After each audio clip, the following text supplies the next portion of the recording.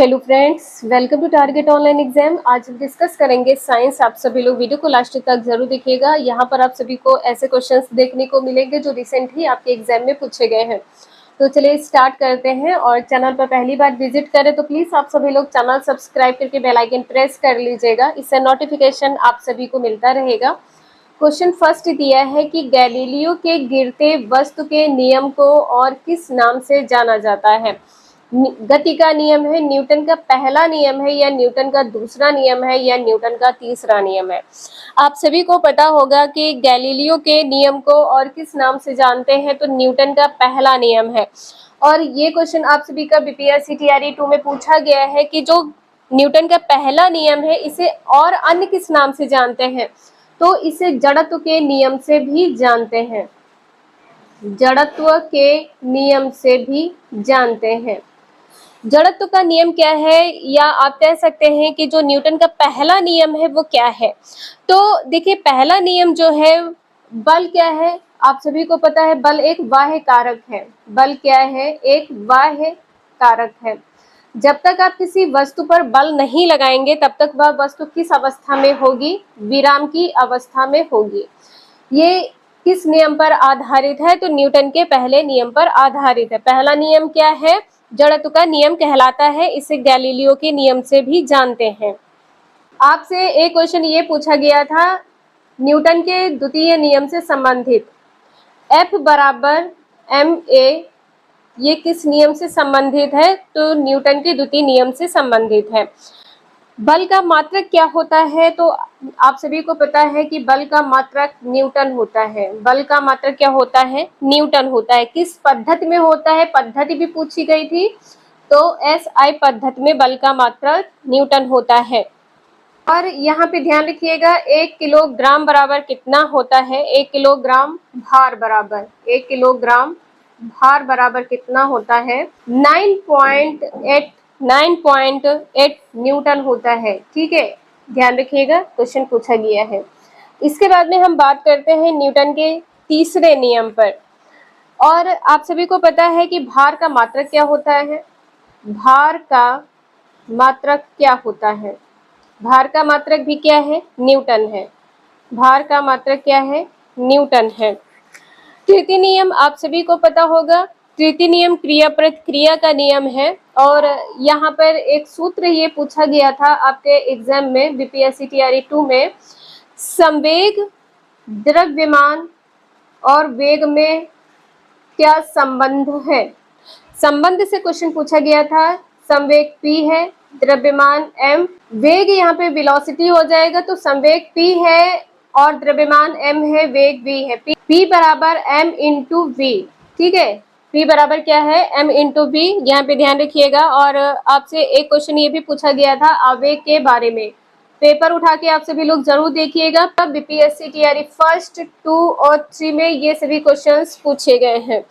तो आप सभी को पता होगा आवेग बराबर क्या होता है। आवेग बराबर होता है बल गुणे समय अंतराल। बल गुणे समय अंतराल। और समय अंतराल क्या है, तो समय है तो यहाँ पर t हो जाएगा, बल है तो F हो जाएगा, और आवेग है तो क्या हो जाएगा, J हो जाएगा। ठीक है, तो इसमें आपस में संबंध क्या होगा, तो J बराबर F इंटू में T हो जाएगा। ध्यान रखिएगा, क्वेश्चन पूछा गया है, इंपॉर्टेंट है। साथ में ये भी ध्यान रखिएगा कि 1 न्यूटन बराबर कितना होता है। 1 न्यूटन बराबर होता है 10 की पावर 5 डाइन। 10 की पावर 5 डाइन। बीपीएससी टीआरई 3 में क्वेश्चन पूछा गया है। नेक्स्ट है बल का एसआई मात्रक क्या है। तो आप सभी को पता होगा बल का एसआई मात्रक क्या है, पास्कल है, बॉयल है, न्यूटन है, या वाट है। यहाँ पर सी आंसर सही हो जाएगा। बल का एसआई मात्रक न्यूटन है। न्यूटन में अभी आप सभी ने देख लिया है, न्यूटन के गति के 3 नियम है। तीनों नियम आप सभी ने यहाँ पे देखा है, और एग्जाम में क्वेश्चन यहाँ से पूछा जाता है। यहाँ पर आप सभी लोग ये ध्यान रखिएगा, जो बल का विमा सूत्र है वो क्या है, बल की विमा क्या है। विमा से संबंधित क्वेश्चन आपके एग्जाम में पूछा गया है, तो जरूर ध्यान रखिएगा।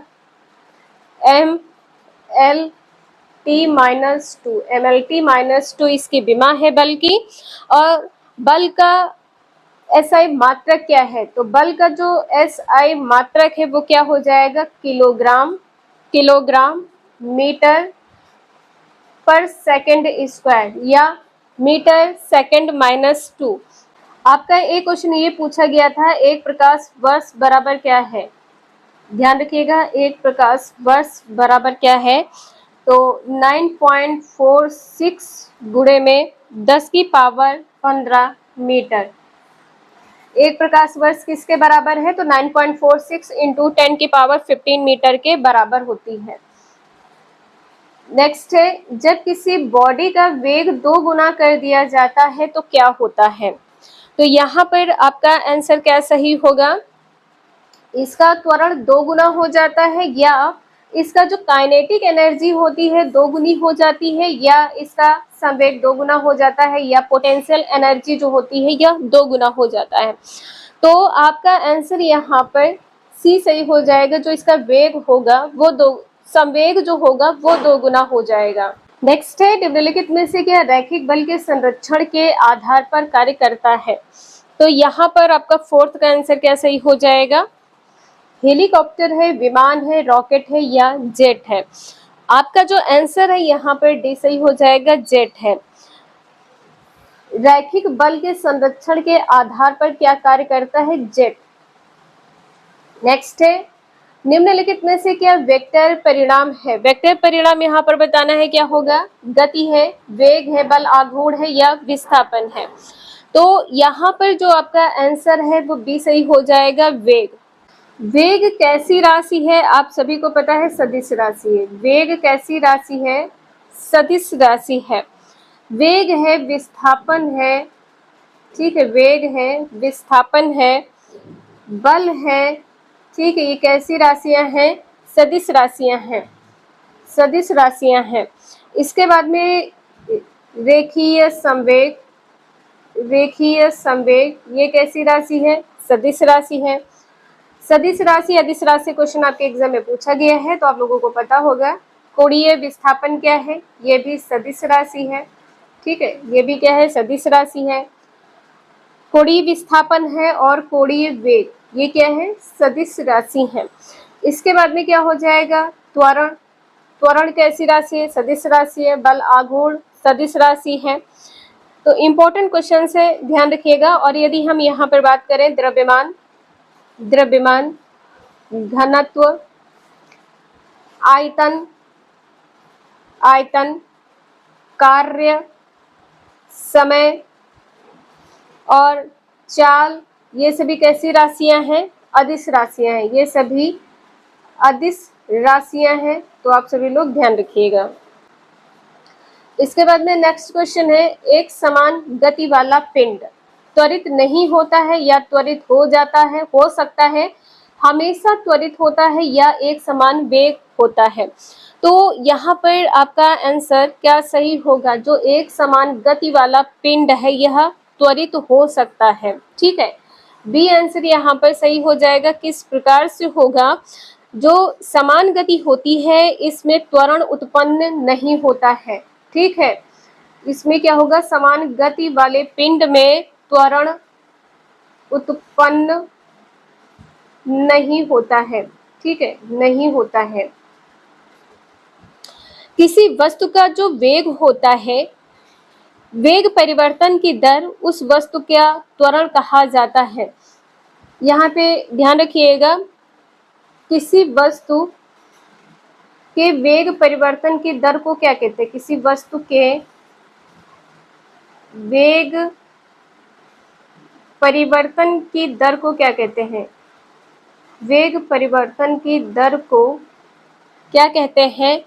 उस वस्तु का त्वरण कहते हैं, ठीक है, क्या कहते हैं? त्वरण कहते हैं। नेक्स्ट है, निम्नलिखित में से कौन द्रव्यमान की इकाई नहीं है? द्रव्यमान की इकाई क्या नहीं है? पाउंड देखिए है, जब कभी आप ऊन या कोई चीज खरीदने जाते पाउंड में मांगते हैं तो उसका वो वेट होता, द्रव्यमान होगा, किलोग्राम भी हो जाएगा, ग्राम भी हो जाएगा, लेकिन यहाँ पर डाइन नहीं होगा, ठीक है, जो आपका आंसर है यहाँ पर डी सही हो जाएगा। नेक्स्ट है, एक माइक्रोन किसके बराबर है? एर्थ का आंसर क्या होगा? एक माइक्रोन किसके बराबर है? 0.1 mm के या 0.00001 mm के या 0.001 mm के या 0.01 mm के। तो यहाँ पर आपका आंसर क्या सही हो जाएगा? सी। ठीक है, 1 माइक्रोन बराबर कितना होता है? 1 माइक्रोन बराबर कितना होता है, ये क्वेश्चन पूछा गया है। तो 10 की पावर 6 मीटर होता है, 10 की पावर -6 मीटर होता है। माइक्रोन को डिनोट किससे करते हैं? तो म्यू से करते हैं। यहाँ पर ध्यान रखिएगा, डिनोट से भी क्वेश्चन पूछा गया है, एग्जाम में आपके पूछा जा सकता है। 1 नैनोमीटर बराबर कितना होता है? तो 10 की पावर -9 मीटर। ठीक है, 10 की पावर -9 मीटर। नेक्स्ट है, रॉकेट किस सिद्धांत पर कार्य करता है? न्यूटन का तृतीय नियम, न्यूटन का प्रथम नियम, न्यूटन का द्वितीय नियम या आर्किमिडीज का सिद्धांत। तो यहाँ पर आपका आंसर पहला सही हो जाएगा, न्यूटन के तृतीय नियम पर कार्य करता है। तृतीय नियम आप सभी को पता है, क्रिया प्रतिक्रिया का नियम है, क्रिया प्रतिक्रिया का नियम है। प्रथम नियम को और किस नाम से जानते हैं? तो जड़त्व के नियम से जानते हैं। ठीक है, जड़त्व के नियम से जानते हैं। नेक्स्ट है, निम्न में से कौन सा आभासी बल है? आभासी बल यहाँ पर बताना है, क्या सही होगा? अभिकेंद्र बल है, अपकेंद्री प्रतिक्रिया बल है या अपकेंद्री बल है या प्रबल नाभिकीय बल है। तो यहाँ पर जो आपका आंसर है वो सी सही हो जाएगा, अपकेंद्री बल है। इस बल को अन्य किस नाम से जानते हैं? तो इसे ध्यान रखिएगा, छद्म बल, छद्म बल या जड़त्वीय बल के नाम से इसको जानते हैं। ठीक है, जड़त्वीय बल के नाम से अपकेंद्री बल को जानते हैं। यह वृत्त, यहाँ पर ध्यान रखिएगा, वृत्त के बाहरी पथ पर या वृत्ताकार पथ में केंद्र की बाहर की ओर बल लगता है। केंद्र के बाहर लगने वाले बल को क्या कहते हैं? बाहर लगने वाले बल को अपकेंद्री बल कहते हैं। नेक्स्ट है, वृत्ताकार पथ के चारों ओर पिंड की गति किसका उदाहरण है? समान वेग, परिवर्ती त्वरण या समान चाल, समान वेग, समान चाल परिवर्ती बल है या समान चाल परिवर्ती त्वरण है। तो 11th का आंसर यहाँ पर कैसे हो जाएगा? बी, समान चाल और समान वेग है। यहाँ पर कहा गया है कि इस प्रकार से वृत्ताकार पथ है। ठीक है, तो वृत्ताकार पथ पर गति करते हुए जो वस्तु होगी, तो वस्तु की गति क्या कहलाएगी? जो वस्तु की गति होगी इसको वृत्तीय गति कहेंगे। वस्तु की गति को क्या कहेंगे? वृत्तीय गति कहेंगे। यहाँ पर आपका आंसर बी सही है, समान चाल है और समान वेग है। क्वेश्चन नंबर नेक्स्ट है, निम्न में से कौन सा बल क्षयकारी बल है? क्षयकारी बल कौन सा है? तो गुरुत्व बल है या घर्षण बल या स्थिर वैद्युत बल है या चुंबकीय बल? बी आंसर सही हो जाएगा। क्या हो जाएगा? घर्षण बल। क्षयकारी बल क्या है? घर्षण बल है। घर्षण बल कितने प्रकार के होते हैं? तो ये 3 प्रकार के होते हैं, एग्जाम में पूछा जा सकता है, ध्यान रखिएगा। पहला है स्थैतिक घर्षण बल, दूसरा है सर्पी घर्षण बल, तीसरा है लोटनिक घर्षण बल। और यहाँ पे ध्यान रखिएगा, जो घर्षण बल की दिशा होती है, घर्षण बल की दिशा सदैव वस्तु की गति के दिशा के विपरीत होती है। सदैव